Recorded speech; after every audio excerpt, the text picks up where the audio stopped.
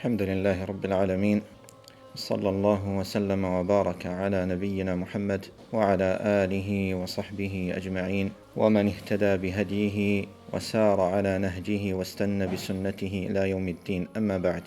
Zahvala pripada uzvišenom Allahu, gospodaru svih svjetova. Salavate i selame donosimo na Allahovog poslanika Muhammeda, njegovu časnu porodicu, plemenite ashabe i sve one koji se pridržavaju ili slijede njegov put, pridržavaju i slijede njegov sunnet do sudnjega dana. A zatim molim uzvišenog Allaha da ovaj skup bude skup na koji će se spustiti Allahova milost i da se raziđemo sa njega oproštenih grijeha i da se podučimo korisnom znanju koje će nas približiti uzvišenom Allahu tabaraka wa ta'ala i njegovoj milosti i njegovom oprostu. Večeras, inša Allahu ta'ala, govorit ćemo o jednoj veoma bitnoj temi za kojom imamo svi potrebe, naročito u današnjem vremenu u kojem živimo. I odmah na početku napominjem da govor o ovoj temi neće biti u svjetlu onoga što govore oni koji se bave profesionalno liječenjem od sihra, rukijom i tome slično. Dakle, tema večerašnjeg predavanja nije vezana za rukiju, niti je vezana za bavljenje tim poslom i tako dalje. Ja lično nemam nikakve veze sa tim, niti se bavim rukijom, niti imam znanja o tome, o načinima liječenja koji su opipljivi načini koji se uče kroz praksu. Dakle, ne bavim se tim, osim sa potrebom da se nekom prouče ajeti iz Kur'ana, što je potvrđeno sunnetom poslanika sallallahu alejhi ve sellem. Dakle, onima koji se bave rukijom i liječenjem sihra neće biti govora ni u pozitivnom ni u negativnom kontekstu. Ono o čemu ćemo večeras govoriti jeste u prizmi Kur'ana i sunneta, ili način na koji ćemo obrađivati večeras ovu temu jeste kroz prizmu Kur'ana i sunneta. Onome što se spominje kroz Kur'an i sunnet o ovoj zadanoj temi, a to je kako se sačuvati, zaštititi od zla sihirbaza. Vama je poznato, draga braćo, da je sihr istina i da ima svoje dejstvo koje djeluje na čovjekovu dušu i na njegovo tijelo. I da je sihr bio prisutan i poznat još od prvih naroda. Nuha alejhi salatu wassalam su optužili da je sihirbaz, što znači da je sihr bio prisutan u njegovom vremenu. Također i ostale poslanike nakon njega, i Huda, i Saliha, i Musa, Ibrahima, Muhammeda sallallahu alejhi ve sellem, Isa, sve su ih optuživali da su sihirbazi. Što znači da su sihirbazi, to jest oni koji prave sihr, bili prisutni u njihovim narodima. Pogotovo u vremenu Sulejmana alejhi salam, kojeg uzvišeni Allah spominje u Kur'anu u tom kontekstu, kojeg su drugi optuživali da je sihirbaz. Pa kaže uzvišeni Allah: وَمَا كَفَرَ سُلَيْمَانُ وَلَكِنَّ الشَّيَاطِينَ كَفَرُوا يُعَلِّمُونَ النَّاسَ السِّحْرَ. Sulejman nije učinio kufr, nije bio nevjernik u Allaha, nego su šejtani bili nevjernici koji su ljude podučavali, učili sihru. Čak se spominje, kao što spominje Ibn Haldun, da su u vremenu Sulejmana alejhi salam u Babilu, u Iraku, bile pijace sihra. Pijace na kojima se pravio sihr. Kao danas što se prodaje voće i povrće na tezgama. Dakle, ideš od tezge do tezge i tražiš ko će ti napraviti sihr za ono što želiš. I sihr u arapskom jeziku, ili ova riječ u arapskom jeziku, je sastavljena od 3 harfa. Sin, ha i ra. A ta tri harfa, kada se nađu u jednoj riječi, upućuju na nešto što je skriveno, tajnovito. Od toga je nazvan i sahur. To je jelo prije zore kojeg jede postač. Nazvan je sahur. Zato što se jede u vremenu kada ga drugi ne vidi. Zato što jede tu hranu, taj obrok, u vremenu kada ga drugi ne vide. Od toga je nazvana i zora sahar, ili vrijeme prije zore, kada je mrkla noć, tama, zove se sahar. وَبِلْ أَسْحَارِ هُمْ يَسْتَغْفِرُونَ. Kaže, i u predzoru oni donose istighfar. I terminološko značenje sihra preuzeto je djelimično iz ovog jezičkog značenja. I islamski učenjaci imaju mnogo definicija sihra, zato što je mnogo vrsta sihra i teško je naći neku definiciju koja obuhvata sve vrste sihra. I zato nećemo naći da su iste definicije islamskih učenjaka kada je u pitanju sihr. Međutim, možda je najbliže što se može reći kao definicija sihra da su to određena odučavanja, isparavanja i mješavine raznih neđaseta i prljavština i pogrešnih ideologija i kufrova kojima se sihirbaz približava šejtanima da bi mu oni služili i pomogli u njegovim lošim nakanama. Dakle, sihr su isparavanje neđaseta, dozivanje šejtana i džina sa njihovim imenima, uz činjenje kufra uzvišenom Allahu, također puhanje u čvorove koji se prave od ostataka ili dijelova koji su privatna odjeća ili dlake ili unutarnji veš od osobe kojoj se želi napraviti sihr. Dakle, to bi ukratko značilo ili približno značenje sihra. Sihirbaz je onaj koji pravi sihr. Sihirbaz je onaj koji pravi sihr i bavi se sihrima. I poznato je da sihirbaz ne može napraviti sihr osim uz saradnju sa džinima i šejtanima. Oni traže od njega da im učini kufr, da učini kufr Allahu subhanahu wa ta'ala po njihovoj volji, po njihovom zahtjevu. Od njega traže da učini kufr Allahu, da bi mu se oni pokorili, da bi ispunili njegove želje i zahtjeve, da ezijete one kojima on želi napraviti sihr. Zbog čega to rade šejtani? Zbog čega se pokoravaju ljudima, sihirbazima, koji prave sihr? Zato što je u osnovi čovjek plemenitije biće od šejtana. Uzvišeni Allah stvorio je čovjeka od zemlje, a šejtana je stvorio od vatre, džinne. I onda na taj način šejtan osjeća se odabranim ili uzdignutim iznad čovjeka kada čovjek traži od njega pomoć. Kada čovjek traži od njega pomoć, šejtan raste, osjeća zadovoljstvo. A u osnovi cilj i namjera šejtana jeste da zavodi ljude i da ezijeti sinove Ademove, naročito vjernike. I onda traži od čovjeka da učini djelo kufra, da bude nevjernik u Allaha. I ne obično djelo kufra, nego neko žestoko djelo kufra. Kao da baci mushaf u neđaset. Ili da učini seđdu njemu, šejtanu. Ili da se okupa neđasetom i dok se kupa izgovara riječi kufra. I tome slično. Da stane nogom na mushaf, da se pomokri na mushaf i slična djela. Naravno, to ne dolazi odmah, nego ga on malo pomalo uvlači u taj kufr. Prvo mu ispunjava djelimično potrebe njegove, zahtjeve, malo pomalo, i onda kada traži nešto što je veći zahtjev, veća potreba, onda ga malo pomalo nagovara da dođe do najgorih vidova kufra i širka Allahu subhanahu wa ta'ala.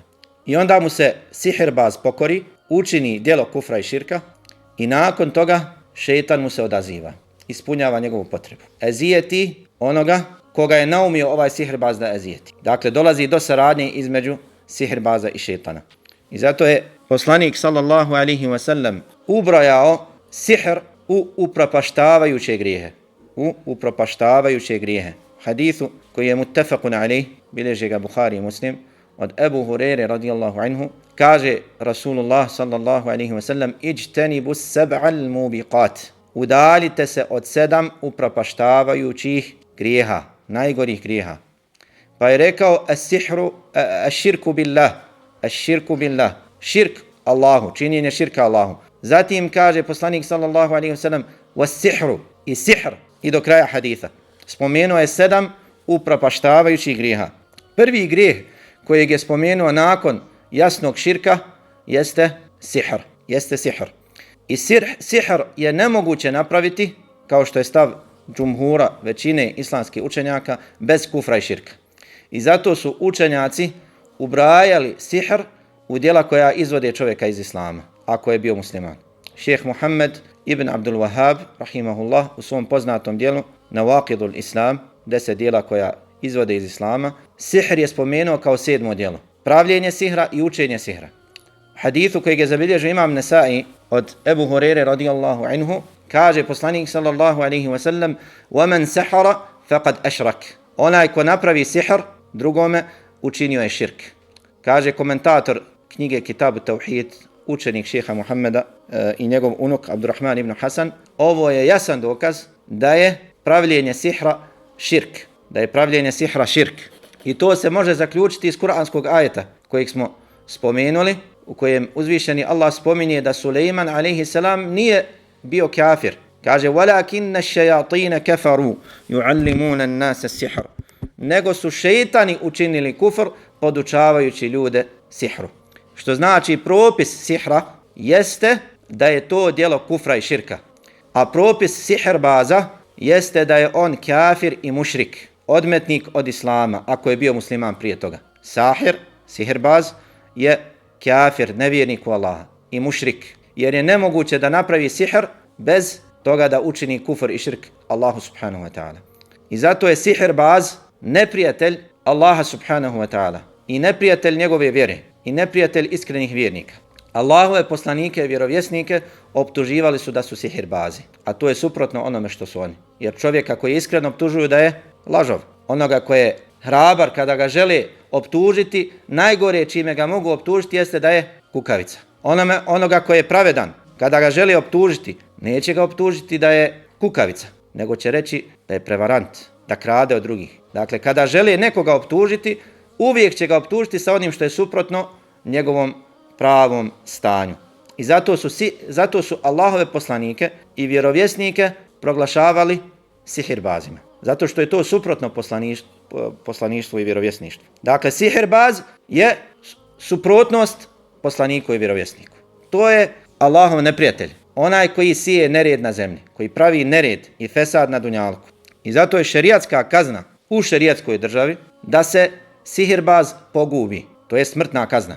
Naravno, pojedinci ne mogu uzimati vlast u svoje ruke kada nema šerijata i nema islamske države. Ali govorimo teoretski da je po šerijatskom zakonu, po šerijatu, u islamskoj državi, kazna za sihirbaza, za onoga za koga se utvrdi da je sihirbaz i svjedoci posvjedoče da je pravio sihr i kadija prihvati njihovo svjedočenje, obaveza je da naredi smrtnu kaznu sihirbazu. To je dakle šerijatski zakon. I o tome imamo 3 vjerodostojna haditha, kao što kaže Imam Ahmed. Sahha zalika an Džundab wa Umar wa Hafsa. Kaže, to je vjerodostojno preneseno od Džundaba, radijallahu anhu, da je rekao haddu sahiri darbuhu bis sejf. Kazna za sihirbaza jest da se udari sabljom po vratu.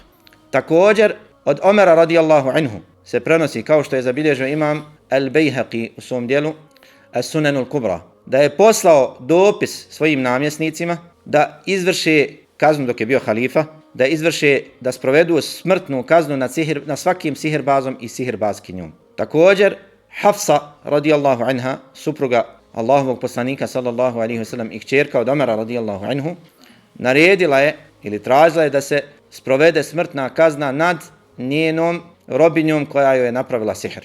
To je kazna u šerijatu. I opet kažemo, ne može pojedinac to sprovoditi po svom nahođenju. Zbog čega? Zato što šerijat ima svoja imaju uslovi da bi se sprovela smrtna kazna. Jer ako bi pojedinac uzimao zakon u svoje ruke, onda bi nastao nered na dunjalku. Svako bi mogao da optuži drugog da je sihirbaz i da ga ubije po tom principu. Ne, mora da bude kadija koji će da razmotri dokaze, da uzme u obzir svjedočenja, pa da onda donese sud, pa da onda izvršna vlast provede to, a ne pojedinci.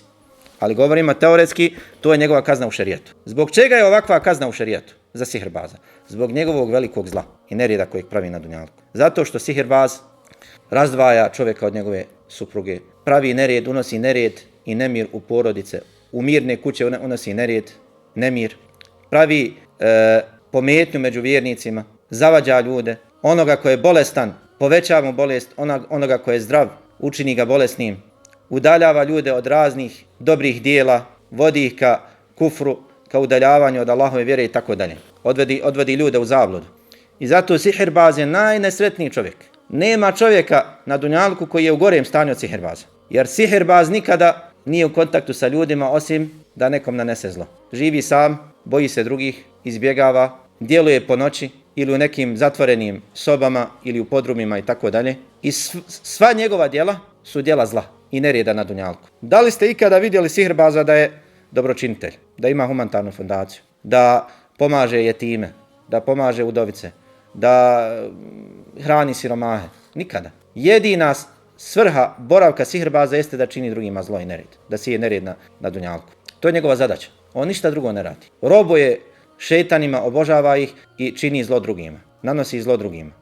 I zato takav ne zaslužuje da bude među ljudima. Da ovi laički zakoni koji su nametnuti danas ljudima, koji nisu zakoni uzvišenog Allaha subhanahu wa ta'ala, nego su to ljudski zakoni koji su manjkavi i puni kontradiktornosti, da su svjesni koliko sihirbazi prave nereda u jednom društvu i oni bi uveli istu kaznu. Ako ne smrtno, onda bi ga zatvorili doživotno. Ali zatvaranjem sihirbaza ništa nisi riješio, jer on i dalje može da sije zlo iz zatvora. Jedini način da se kutarišeš njegovog zla jeste da ne živi među ljudima. Čak islamski učenjaci kažu ne prima se ni pokajanje od sihirbaza. U značenju da ako se pokaje, neće mu se vjerovati da je iskren u pokajanju. To jest, sprovest će se nad njim šerijatska kazna bez obzira da li je iskren ili ne u svom pokajanju.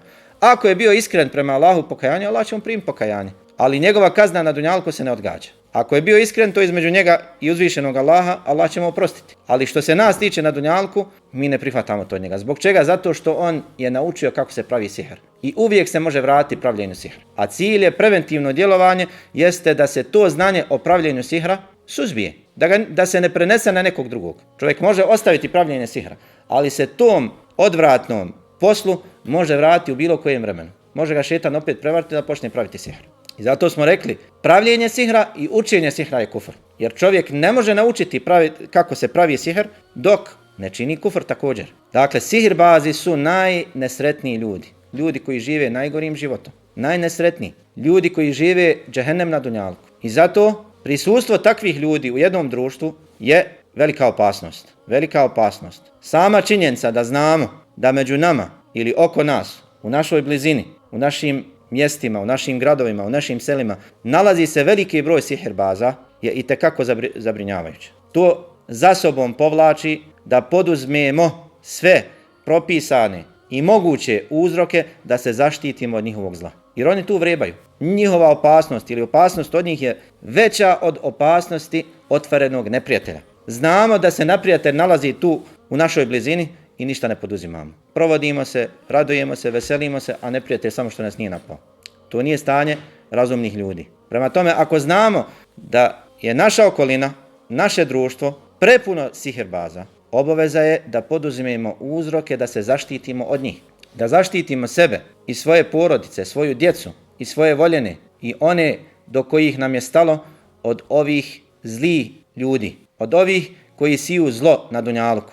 Rekli smo, draga braćo, da je sihr istina, da ima svoje dejstvo. Najbolji dokaz ili najveći dokaz tome jeste događaj sa Allahovim poslanikom, sallallahu alejhi ve sellem, koji, pored toga što je bio poslanik i Allahov odabranik i miljenik, napravljen mu je sihr. Uzvišeni Allah ga je iskušao sa sihrom. Kao što se spominje, navodi u hadithu Ajše radijallahu anha, kojeg su zabilježili imami Buhari i Muslim svojim sahihima, da je sihr Allahovom poslaniku sallallahu alejhi ve sellem napravio čovjek po imenu Labid ibn al-A'sam, Židov iz plemena Benu Zurajq u Medini. Napravio mu je sihr na češlju i dlakama koje su ostale na češlju i na kori palminog panja ili čupa koji se napravio od palmine kore, od muške palme. I to je bačeno u bunar. To je bačeno u bunar koji se nalazi danas, njegovo mjesto se nalazi u blizini poslanikove sallallahu alejhi ve sellem džamije, u pravcu kibli. Kada se izađe sa vrata Babu Selam, nekih 20 metara ispred. Tu je bio bunar taj. I poslaniku sallallahu alejhi ve sellem se pričinjavalo da radi ono što ne radi. Da prilazi svojim suprugama, a ne prilazi. Prenosi Ajša radijallahu anha, kaže, jedne noći poslanik sallallahu alejhi ve sellem je ustao i dovio. Kaže, onda se nasmijao, poslanik sallallahu se nasmiješio i rekao je, o Ajša, kaže, zar ne vidiš da me uzvišeni Allah spasio ove bolesti ili izliječio od ove bolesti? I onda ga je obavijestio uzvišeni Allah snom, u snu je vidio gdje je stavljen njegov sihr. Vidio je da se nalazi u ovom bunaru. Onda je otišao sa skupinom svojih ashaba da pogledaju taj bunar. I onda su našli da je voda u tom bunaru kao razmućena kana, takve boje. Kao da je neko uzeo kanu, al-hinna, i razmutio je u vodi. Te boje, kaže, voda u tom bunaru. A vrhovi palmi koji se nalaze tu su kao, kaže, glave od šetana. Pa kaže Ajša radijallahu anha, o Allahov poslaniče, jesi li izvadio sihr? Jesi li ga uništio? Kaže, nisam, nego je naredio svojim ashabima da zatrpaju taj bunar. Kaže, nisam želio da otvaram vrata zla stanovnicima Medine. To jest da se sazna da je tu napravljen sihr poslaniku sallallahu alejhi ve sellem i onda će se desiti sukob između muslimana i židova koji su živjeli još uvijek u Medini. Nije želio poslanik sallallahu alejhi ve sellem u tom trenutku da pravi nered u Medini. Kaže, što se mene tiče, Allah me izliječio. I uzvišeni Allah je tada objavio sure Kul a'udhu bi rabbil falaq i Kul a'udhu bi rabbin nas. I slao je Džibrila alejhi selam da ih uči poslaniku sallallahu alejhi ve sellem. I pomoću tih sura uz Allahovu dozvolu izliječen je poslanik sallallahu alejhi ve sellem. U najgorijem stanju kada poslanik sallallahu alejhi ve sellem je gubio svijest, nije znao šta radi, Ajša radijallahu anha proučila bi te dvije sure i onda bi uzela poslanikove sallallahu alejhi ve sellem ruke i njima bi istrljala njegovo tijelo zbog bereketa njegovih ruku. I na kraju uzvišeni Allah ga izliječio. Dakle, poslanik sallallahu alejhi ve sellem bio je iskušan sa sihrom, što znači da je sihr istina. Može zadesiti svakog od nas. Međutim, veoma bitna napomena kada je u pitanju sihr jeste da nije uslov da svaki sihr bude učinkovit, da ima svoje dejstvo. Sihr daje svoje dejstvo po Allahovoj dozvoli.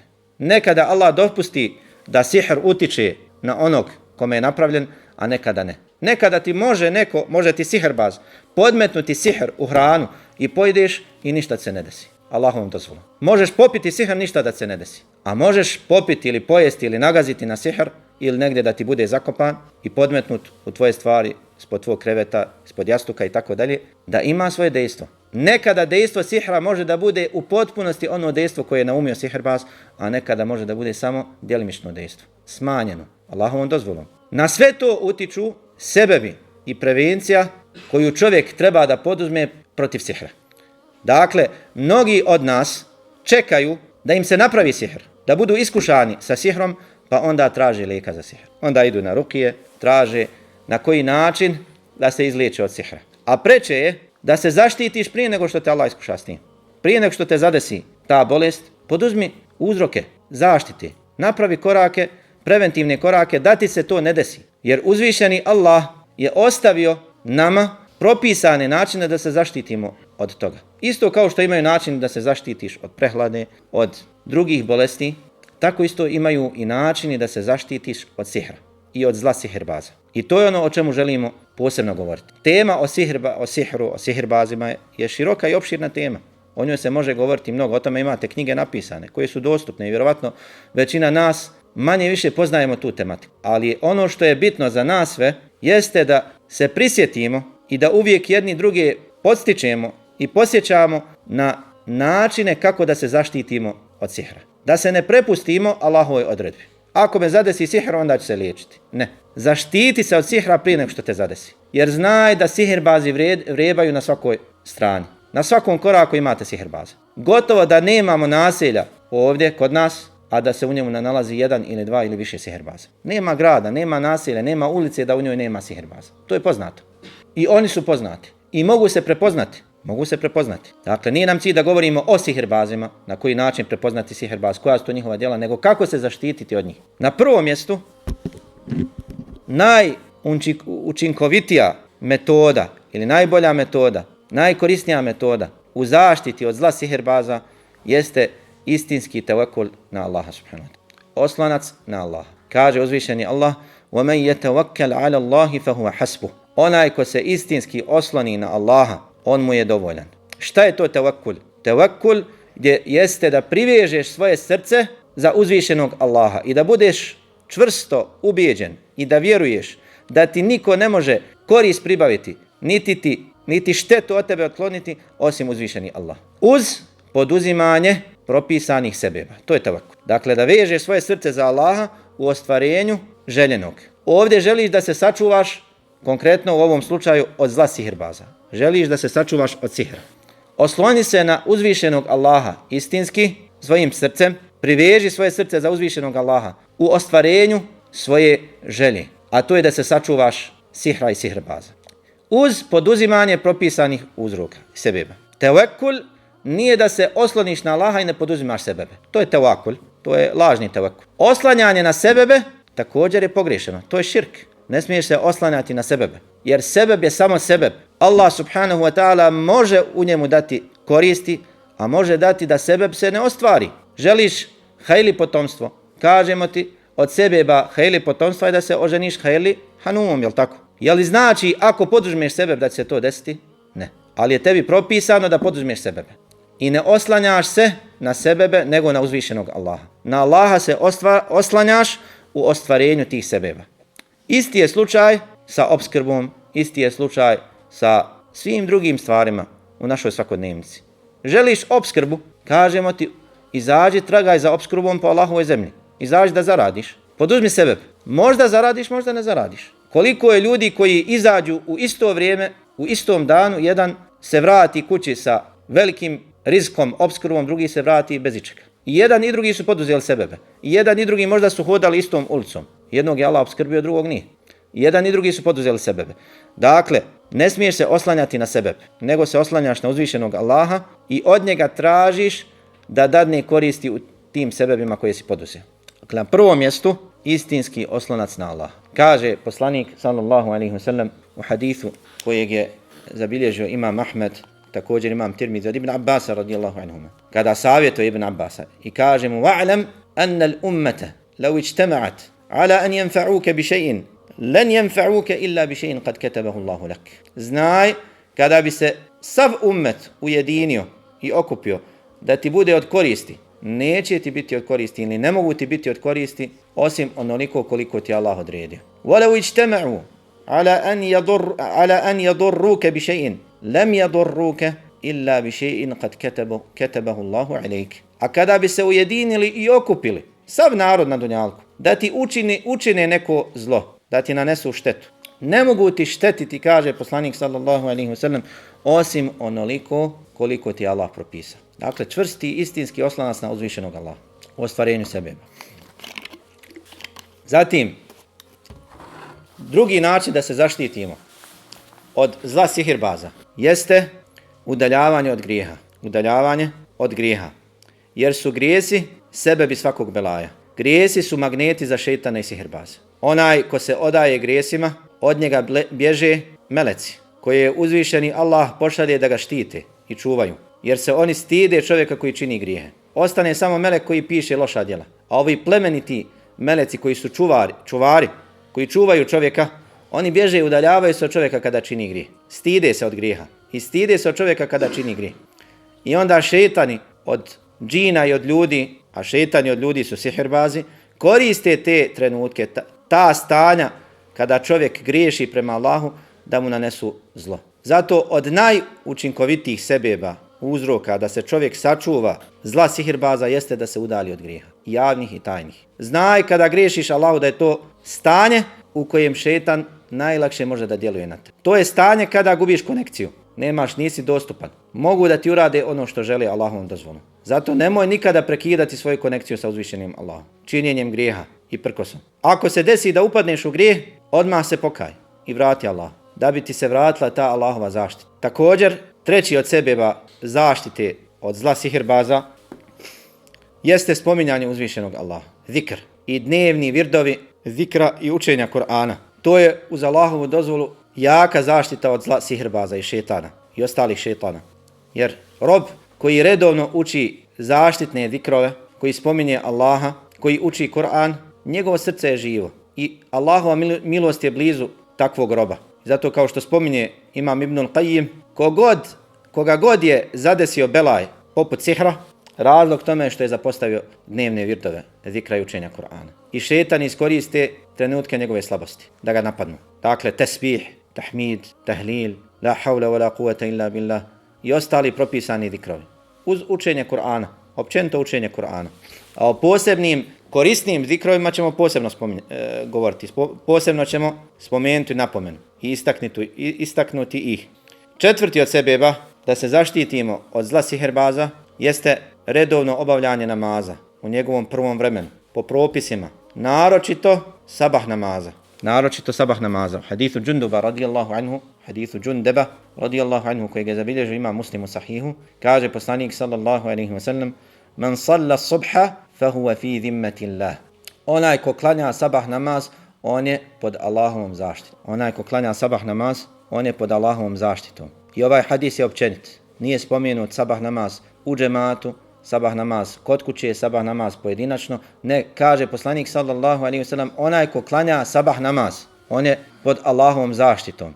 Što znači, a osnova je da muslimani klanjaju, muškarci da klanjaju sabah u džematu. Nije to tema, nego kažemo da ovaj hadis se odnosi i na žene. Jer ako kažemo da se odnosi na samo namaz u džematu, onda se ne odnosi na žene. A ženama nije propisan, to jest nije pohvalan namaz u džematu. Dozvoljeno im je da prisustvuju namazu u džematu, ali im nije pohvalno. vrednije i bolje im je da klanjaju kod kuće. Dakle, ovaj hadis se odnosi i na muškarce i na žene. Onaj ko klanja sabah, onako kako mu je propisano. Muškarci u džematu, žene kod kuće. Pa čak ako bi čovjek i propustio namaz u džematu, a ne bi trebao to da propušta, pogotovo ako je u blizini džamije, gdje mu je obaveza da se odazove na poziv muedina, čak ako ga prođe sabah namaz u džematu i klanja sam, ili na putovanju klanja gdje nema džamije, ili nema u njegovoj blizini džamije da klanja sabah u džematu, i na njega se odnosi ovaj hadith. Dakle, obuhvata hadith svakog onog koji klanja sabah. Onaj ko klanja sabah na vrijeme, po propisima, uz prisustvo srca, onako kako je klanjao poslanik sallallahu alejhi ve sellem, on je pod Allahovom zaštitom sve do sljedećeg sabaha. Pa šta onda reći za onoga koji je klanjao i sabah, i podne, i kindiju, i akšam, i jaciju, i još na file pored toga? Dakle, namaz je uz Allahovu pomoć zaštita od zla sihrbaza. Redova namaz u njegovom vremenu, pogotovo namaz u džematu, je zaštita od zla sihrbaza. Zaštita od zla sihrbaza. 5. od sebeba da se zaštitimo od zla sihrbaza jeste da se štitimo propisanim ajetima i dovama i zikrovima koji su spomenuti kroz sunnet poslanika sallallahu alejhi ve sellem kao učinkovita zaštita od zla sihrbaza i šejtana općenito. Kao sura Al-Fatiha, koja je lijek i koja je najvrednija sura u Kur'anu, da čovjek štiti sebe sa ovom surom. Također, učenje ajetul kursija, o tome smo prošli put govorili, o vrijednosti ajetul kursija. Kaže poslanik sallallahu alejhi ve sellem u hadithu Ebu Hurere radijallahu anhu, kojeg je zabilježio imam Buhari u sahihu, onaj ko prouči ajetul kursi prije spavanja, on će mu biti zaštita od šejtana sve dok ne osvane. A rekli smo da sihrbazi inače najviše djeluju po noći. Kada legneš da spavaš, nemoj da zaspiš prije nego što proučiš ajetul kursi. Sa razumijevanjem. Nemoj da to bude mehaničko učenje, samo da prelaze harfovi preko tvog jezika. Nego da učiš ajetul kursi srcem, sa razumijevanjem i da razmišljaš o značenju ovog plemenitog ajeta. Jer je Kur'an objavljen da bi se o njemu razmišljalo i da bi se po njemu radilo. Ne samo da ponavljamo jezikom, iako je i to korisno, ali potpuna korist od učenja Kur'ana biva onda kada se uči sa razumijevanjem. Onaj ko ne poznaje arapski jezik, danas je alhamdulillah olakšano da može da prati prijevod i tumačenje tog prijevoda i komentari i tako dalje. Dakle, učenje ajetul kursija prije spavanja je zaštita od sihrbaza uz Allahovu pomoć. Ako istinski poduzmeš taj sebeb i osloniš se na Allaha u ostvarenju tog sebeba, bit će ti ajetul kursi zaštita od šejtana sve dok ne osvaneš. Analogno tome, ako ga proučiš kada osvaneš, bit će ti zaštita sve dok ne omrkneš, dok ne zanočiš. Dakle, uvijek pokušaj da se zaštitiš od šejtana sa ovim plemenitim ajetom. I zato prenosi Ibnul Qayyim rahimahullah od šejhul Islama Ibn Taymije.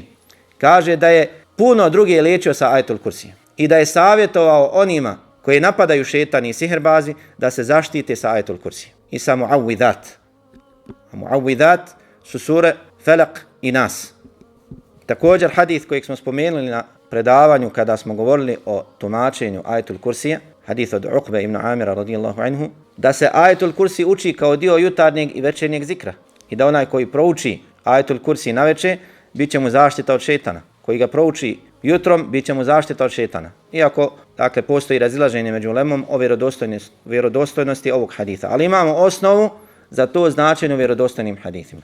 Dakle, ajetul kursi uvijek neka ti bude na jeziku kada se bojiš od zla sihrbaza. Pogotovo kada prolaziš kroz mjesta gdje znaš da se nalaze sihrbazi u njima. Kada se nalaziš na mjestima gdje šejtani više djeluju, kao pijace, kao mjesta gdje se glasno pušta muzika, zaštiti se sa ajetul kursi. I ne smeta da ga proučiš više puta, da bi imao jače dejstvo na tebe. Naravno, uz ubjeđenje da je to samo sebeb. Traži zaštitu od Allaha putem tog ajeta kojeg je Allah objavio. Dakle, ne oslanjaš se na taj sebeb, da ajetul kursi da će te štiti. Ne, uzvišen je Allah taj koji te štiti. Ali ovo je samo sebeb. Sebeb se može ostvariti, a može Allah dati da ne bude koristan. Od propisanih sebeba koji su se pokazali kao korisni jeste učenje ajetul kursi. Također, od korisnih sebeba u zaštiti od sihrbaza jeste i učenje sure Felak i Nas. Kul a'udhu bi rabbil Felak i kul a'udhu bi rabbin Nas. Spomenuli smo da je uzvišeni Allah objavio ove sure poslaniku sallallahu alejhi ve sellem kada je bio opsihiran i da ga je Džibril liječio sa ove dvije sure. Također Ajša radijallahu anha učila je poslaniku sallallahu alejhi ve sellem ove dvije sure. Dakle, one su lijek za sihr i one su prevencija. One su prevencija, jer se u njima traži utočište od uzvišenog Allaha. U suri Al-Falaq od utočišta koja se traži od uzvišenog Allaha jeste وَمِنْ شَرِّ النَّفَّاثَاتِ فِي الْعُقَدِ i od zla onih koje pušu u čvorove. To su sihirbaskinje, žene koje prave sihr, puhajući u čvorove.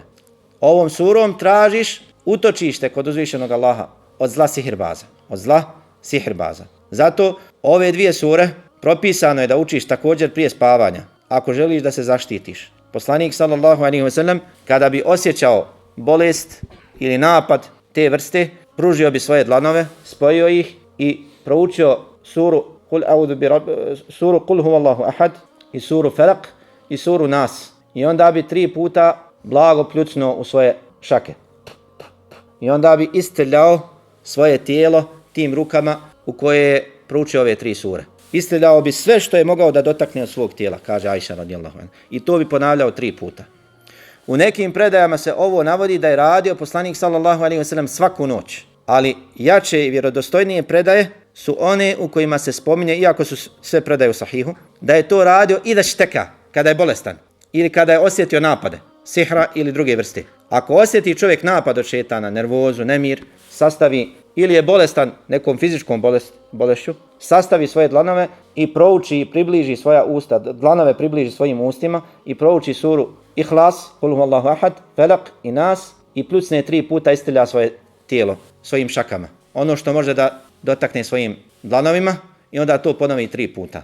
Prije spavanja. Prije spavanja ili u toku dana ako osjeti, može to da ponavlja i u toku dana. Kao što smo vidjeli neki šehovi da tako praktikuju. Ako osjeti napade džina i šetana, može to raditi u toku dana. Ne mora čekati da legne da spava.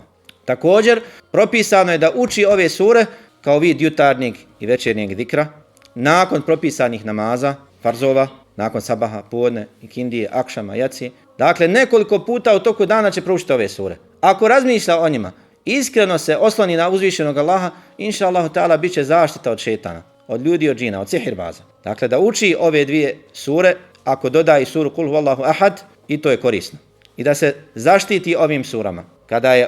Kada su objavljene ove sure poslaniku sallallahu alejhi ve sellem, kao što se navodi u hadithu kod imama Abu Dawuda, kaže mu poslanik sallallahu alejhi ve sellem: "Ma ta'awwadh bihima", kaže Ukbi radijallahu anhu. "Ta'awwadh bihima, fa innahu lam yata'awwadh bimithlihima muta'awwidh." Kaže, traži zaštitu kod uzvišenog Allaha putem ove dvije sure. Jer kaže, onaj koji traži zaštitu nije se zaštitio ničim boljim od ove dvije sure. Kaže imam Ibn al-Qayyim rahimahullah u svom dijelu poznatom Zadul Ma'ad. Čovjekova potreba za ove dvije sure je veća od njegove potrebe za jelom, za pićem, za odjećom i za zrakom kojeg diši. Kaže imam Ibn al-Qayyim, čovjekova potreba za ove dvije sure, da se štiti i utječe Allahu putem ove dvije sure, veća je nego potreba za jelom, za pićem, za odjećom i za zrakom kojeg udiši. Zato ne treba čovjek da ispušta ove dvije sure, pogotovo u okolnostima i u mjestima gdje mi živimo danas, gdje sihirbazi i šejtani od džina i od ljudi vrebaju na svakom koraku.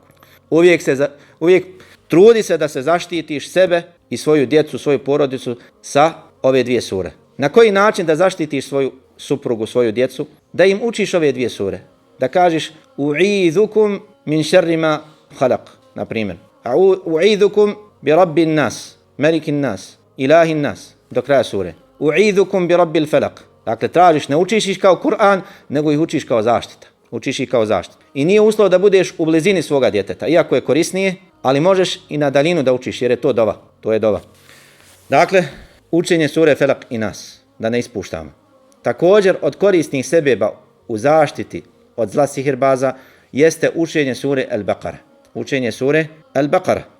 U hadithu kojeg je zabilježio imam Muslim od Ebu Hurajre radijallahu anhu, kaže poslanik sallallahu alaihi wa sallam: "Fa inna ash-shaytan yanfiru min baytin tuqra'u fihi suratu al-Baqara." Šejtan bježi iz kuće u kojoj se uči sura Al-Baqara. U kojoj se uči sura Al-Baqara. Također u hadithu kojeg je zabilježio imam Muslim, kaže poslanik sallallahu alaihi wa sallam: "Iqra'u surata Al-Baqara, fa inna akhdaha baraka, wa tarkaha hasra, wa la tastati'uha al-batala." Učite suru Al-Baqara, jer je učenje sure Bekare bereket. A napuštanje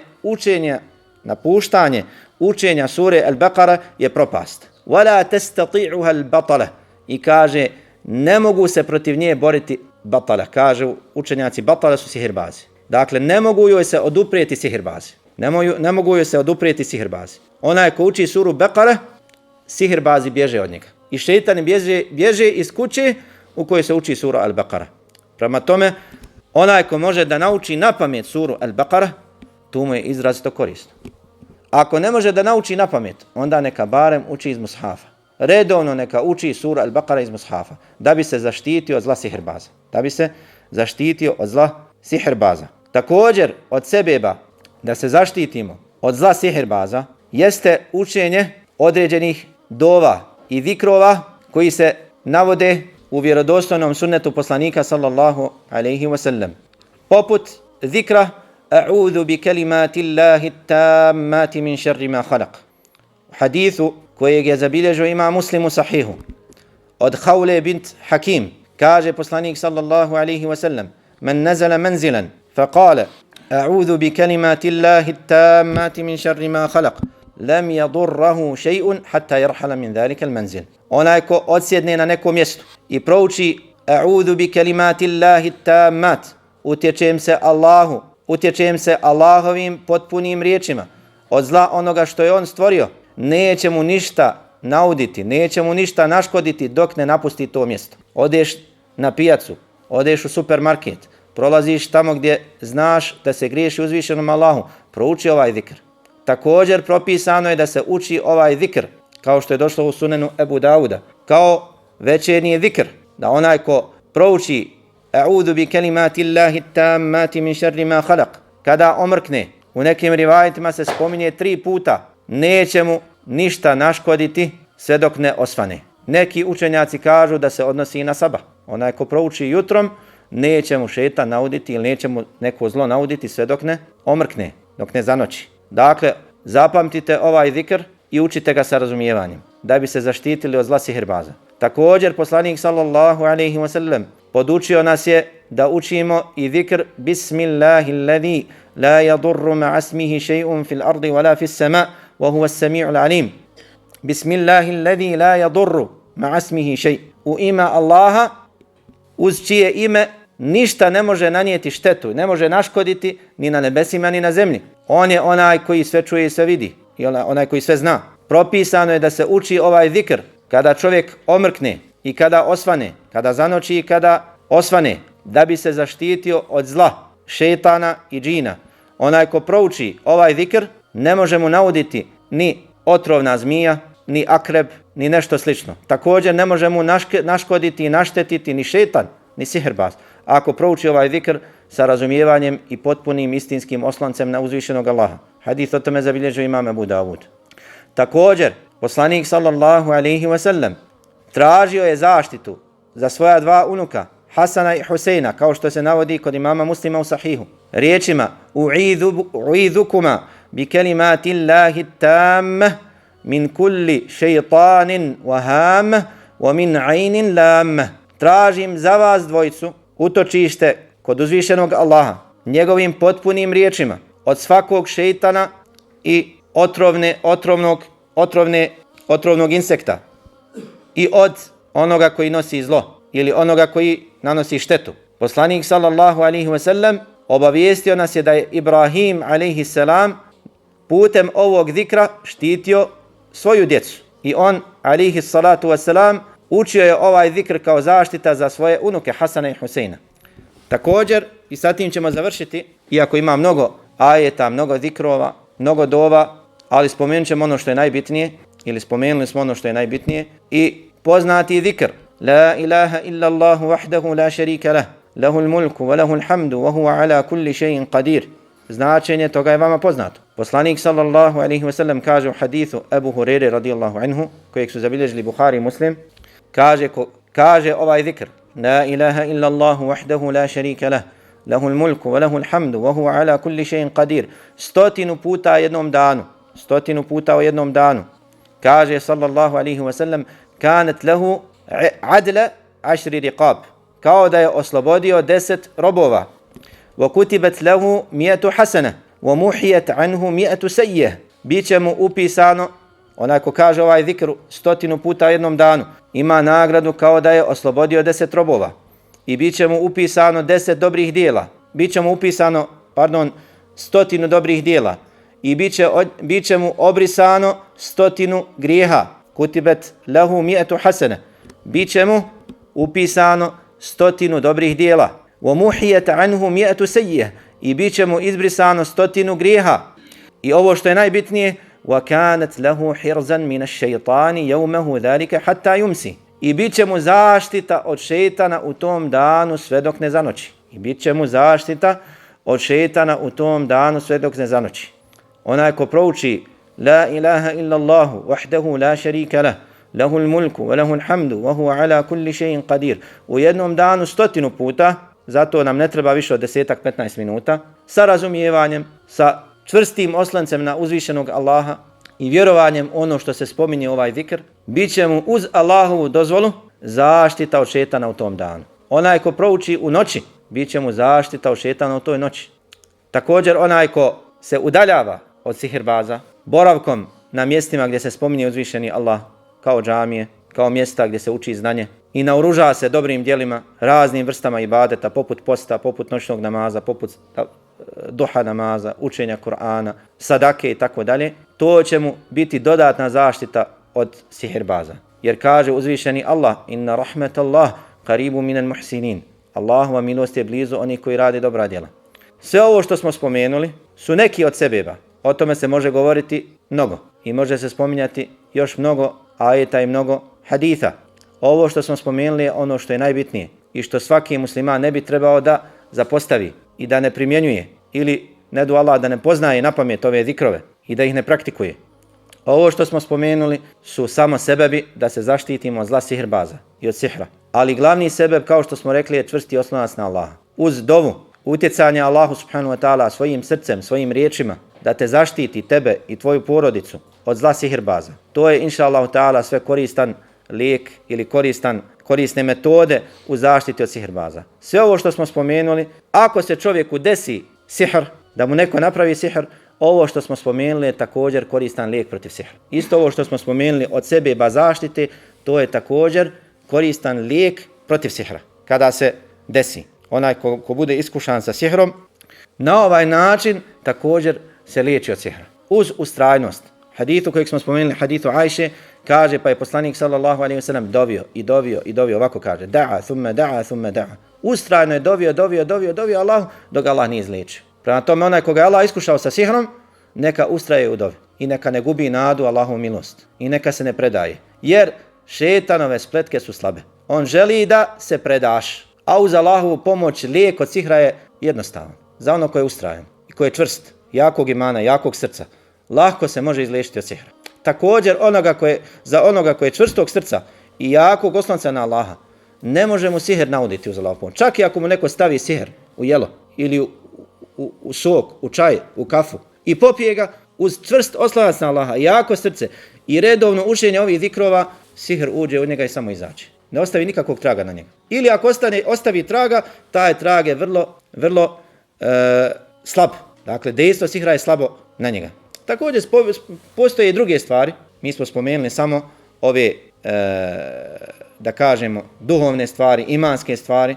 Postoje druge opipljive stvari koji su lijek ili prevencija od sihra. Kao što kaže poslanik sallallahu alejhi ve sellem hadithu poznatom Sa'da ibn Abi Waqqasa, onaj ko pojede 7 hurmi adžva najutro, neće mu nauditi otrov niti sihr. Dakle, to je također od sebeba da se zaštitimo od sihra. Onaj koji jede hurme adžva, koji su poznate hurme iz Medine, koji svaki dan pojede 7 hurmi adžva sa nijetom da ga uzvišeni Allah zaštiti od sihra, inša Allahu ta'ala imat će koristi od toga velike. Onaj ko nema hurme adžva, kažu neki učenjaci, ako pojede bilo koje hurme, medinske ili one koji nisu medinske, ako pojede najutro 7 hurmi, pogotovo adžva, hurme koji su adžva, vrsta hurmi, adžva iz Medine, pogotovo iz mjesta Alije, u blizini mešćida Kuba, koji su najkorisnije, najbolje, uz Allahovu pomoć to će mu biti zaštita od sihra i od sihirbaza. Također i drugi lijekovi koji su došli u sunnetu, kao korištenje vode zemzem, kao korištenje meda, čurekota i ostalih medikamenata koji se spominju u Kur'anu i sunnetu. Uz ove dove koje smo spomenuli i zikrove koje smo spomenuli, na taj način će musliman sebe zaštititi od zla sihrbaza. Allaha molim, subhanahu wa ta'ala, da zaštiti sve nas i naše porodice i naše prijatelje i našu rodbinu i one koje volimo, koji su nam dragi, od zla sihra i sihrbaza. Molimo ga, subhanahu wa ta'ala, da uništi sihrbaze, da uništi sihr onome kome je napravljen, da olakša onima koji su iskušani ovom bolešću, da što prije se izliječe, da im podari, subhanahu wa ta'ala, lijeka. I molimo ga, subhanahu wa ta'ala, da budemo od Allahovih iskrenih robova koji se istinski oslanjaju na njega, subhanahu wa ta'ala, svojim srcima i svojim jezicima i svojim djelima radimo ono što nas približava Allahovoj milosti i njegovom zadovoljstvu. Molimo ga da nam oprosti naše grijehe, da popravi naše stanje, da prekrije naše sramote, da nas uputi na pravi put i učvrsti naše stope na putu istine. Allaha subhanahu wa ta'ala molim da nagradi organizatore večerašnjih predavanja najboljom nagradom i sve vas koji ste se odazvali i odvojili dio svog vremena da dođete večeras. Allah najbolje zna i salavate i salame donosimo na Allahovog poslanika Muhammeda, njegovu časnu porodicu i plemenite ashabe.